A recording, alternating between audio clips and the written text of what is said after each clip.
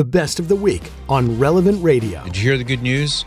If you're a young person and you're interested in going to World Youth Day, well, it was just announced where the next World Youth Day will be. I know word travels fast, but maybe you haven't heard this yet. So, courtesy of Catholic World Report, the next World Youth Day, scheduled for August the 3rd to the 8th of 2027, will mark an historical milestone for the Catholic Church.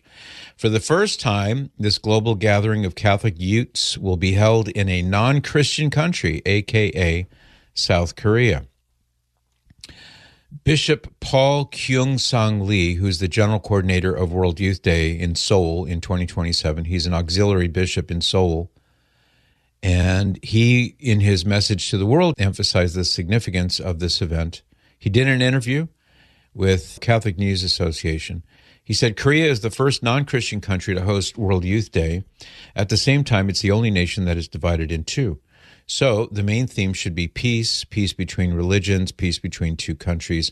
I want to see the young people enjoying the immense love of God so that the next generation won't send their children to war. This is my hope.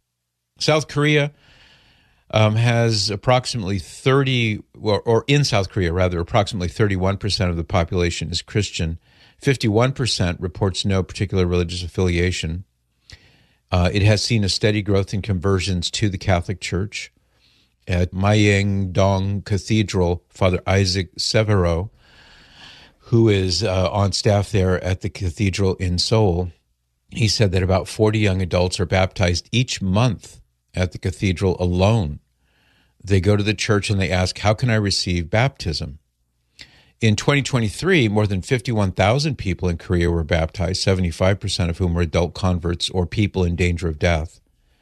Catholics, according to this article, make up about 11% of South Korea's population. So roughly half of the percentage of Catholics in this country, in the United States, which is sort of hovering around 22%, 21%.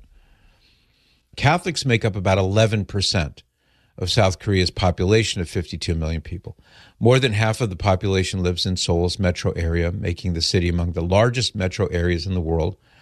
Pope Leo XIV, he formally announced the 2027 World Youth Day dates, and this was during the closing Mass at Tor Vergata in Rome. This is the presence of 1 million young people there to celebrate with the Holy Father.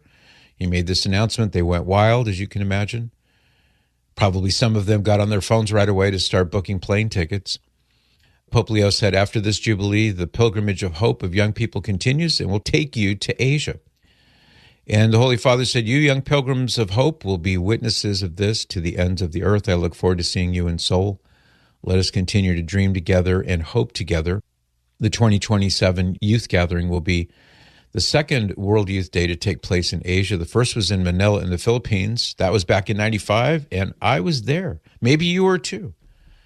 If you're a Filipino and you were in the Philippines in 1995, I wouldn't be surprised if you left wherever home was there and went to Manila to be there with Pope John Paul II. That was quite an amazing thing. More than 1,000 young Korean Catholics did travel to Rome for the Jubilee of Youth, and they participated in promoting the upcoming World Youth Day.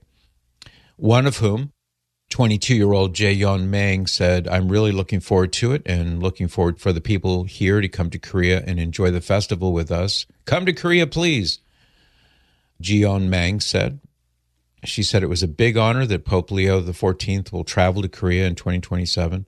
It's a big honor to Korea and a big honor to all of us Koreans, and I think many Koreans will be waiting for him. I have no doubt about that. That'll be great. I'm looking forward to hearing more about that. I'm not a Ute anymore.